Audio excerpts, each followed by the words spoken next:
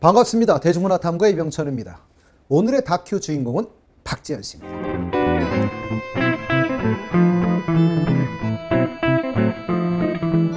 오늘 미스터 로또에서 제 기준으로 기억에 남는 몇 장면을 더 회상해 보고 갈까 합니다. 우리 지현 씨는 안성훈 씨와 함께 원더걸스의 소핫. 이건 율동이 너무 귀여운 게 아닌가 싶었습니다. 그리고 진혜성, 나상도 씨까지 가세한 탑4가 함께하는 원더걸스의 노바디. 이 곡이 이렇게 구성지고 구수한 곡이었나 싶은 무대였었는데요. 재밌기도 하고 흥겨운 무대였습니다.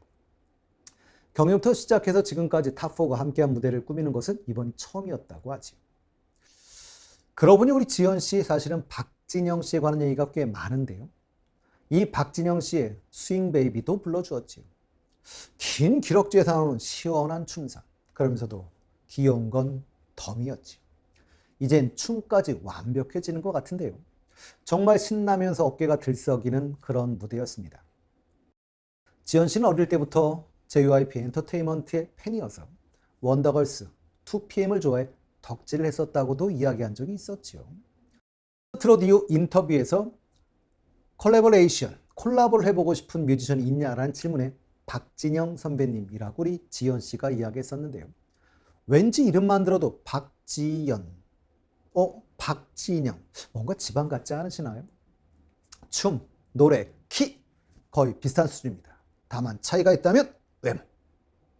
저도 우리 지현 씨가 박진영 씨와 같이 노래하시는 모습 꼭 보고 싶고요. 박진영 씨 작곡까지 잘하시니까 좋은 노래 주시면 더 좋을 것 같습니다. 그러고 보니 언론 매체들을 보면 사실 항상 트로트 가수 박지현 이렇게 기사가 나오는데요. 물론 저는 트로트를 좋아합니다. 근데 가수들에게 이런 수식어는 좀 안 사용했으면 이라는 생각은 좀 있습니다. 우리가 배우라고 표현할 때도 배우 조인성, 조인성 배우 이런 식으로 표현하지 액션 배우 누구, 멜로 배우 누구 이렇게 표현하는 건 별로 좋은 것 같지는 않습니다. 그래 버리면 장르를 제한시켜 버리기 때문인 것이죠. 지현 씨 다른 장르의 곡도 받을 수 있도록 가수 박지현이라고 불러주면 더 좋을 것 같습니다. 하긴 아직 신인이긴 하지만 가수 겸 배우 이것도 저는 좋습니다. 지금은 바쁘니 조금은 기다려봐야겠습니다만 지현 씨는 다 되지 않을까라는 기대감도 있습니다. 돌아온 아이돌 특집이 있었는데요. 이날은 미스터 트롯 2 출신의 성민, 성리, 박건호, 한태, 윤준엽 씨가 황금기사단 용병으로 출연했었지요. 이날 지현 씨와 대결 상대로 나선 성리 씨가 지현 씨와 꿀벌들 함께하며 친형제처럼 지내고 있다고 이야기를 했습니다. 그런데 시간이 지날수록 사람이 변했다고, 요즘 어깨가 너무 올라갔다며 지현 씨의 연예인병을 언급하기도 했는데요. 이건 친하니까 가능한 얘기겠죠. 그리고 예능이니까 가능한 신경전이었을 겁니다. 그러나 이날 지현 씨가 성리 씨와의 유닛 어떤 무대를 토대로 찐 케미를 보여주기도 했었는데요. 빗속의 여인, 완벽한 칼 군무의 시원한 가창력을 선보여 주었습니다.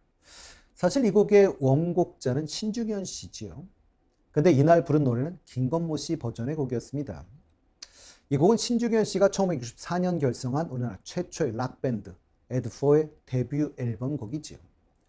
번안곡들이 유행하던 시기에 신중현 씨가 만든 한국 최초의 창작 락 앨범이라고 할 수 있을 겁니다. 황금기사단의 단장인 박서진 씨가 최소 씨와 대결을 하던 날이었습니다. 이날 박서진 씨가 우리 지현 씨의 깜빡이를 켜고 오세요를 커버해 주었는데요.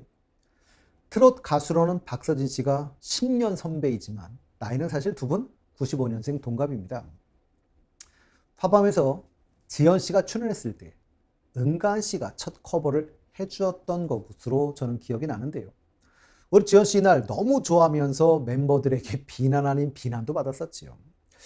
그런데 이날도 박서진 씨의 노래 우리 지현 씨 너무 좋아합니다. 보면 볼수록 순박한 청년입니다. 지현 씨는 아직까지 자신의 노래를 방송에서 다른 가수가 부르는 것이 즐겁기도 하고 신기하기도 한가 봅니다. 미스터 로또의 트롯 원정대 여전사 특집에서 전유진 양이 나오던 날이었지요. 전유진 양은 미스터 트롯 2를 본방사수했는데 실물로 뵈니 너무 떨린다 라면서 원픽으로 지현 씨를 지목했는데요. 역시 나이와 성별에 관계없이 보는 눈은 사람들이 다 같은가 봅니다. 제가 촬영하고 있는 현재 우리 지연씨 1승 이후 다시 연패에 빠져 있습니다. 동물의 왕국 특집에서 송민준 씨와 대결이 있었죠. 근데 우리 지연 씨와 대결하는 분들은 100점이 참 잘 나와요. 그리고 사실은 대안이 없지요. 이날도 지연 씨 왜 나는 점수가 안 나와? 그게 아니라 내 점수도 중요하지만 상대방보다 많이 나오기만 하면 되는 승부이지요.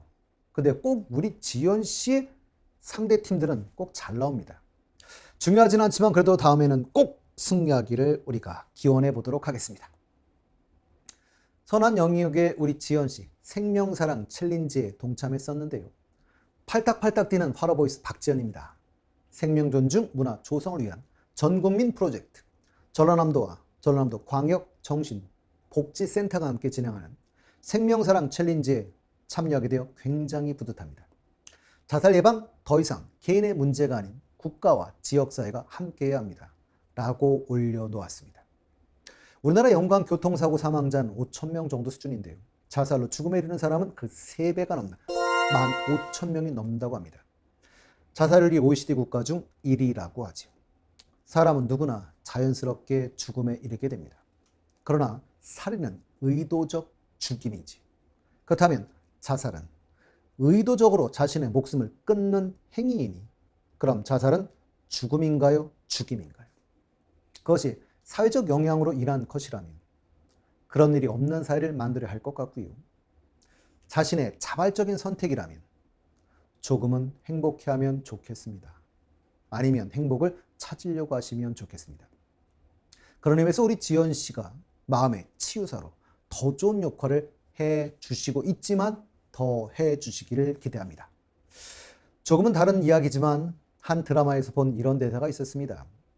암에 걸려 죽는다는 소식을 들은 슬퍼하는 친구에게 죽는다는 걸 슬퍼하지 말고 살아있다는 걸 기뻐해 줬으면 좋겠어. 내가 잘 살아갈 수 있도록 도와주게나. 저한테는 참 기억에 남는 대사인데요. 내용이 너무 무거워진 것 같아서 이런 얘기를 잠깐 해보고 갈까 합니다. 자살에 관한 재밌는 이야기가 있어 하나 소개해드리고 가려고 하는데요. 효과적인 자살법이라는 내용의 글입니다. 첫 단계, 하루 종일 아무것도 먹지 마라. 배고파 죽는다. 2단계, 하루 종일 먹어라. 배 터져 죽는다. 3단계, 그래도 안 죽고 살아있다면 힘든 일에 매달려 미친 듯이 일해라. 힘들어 죽는다. 4단계, 그래도 여전히 살아있다면 홀딱 벗고 거리를 뛰쳐나가라. 그럼 쪽팔려 죽을 것이다.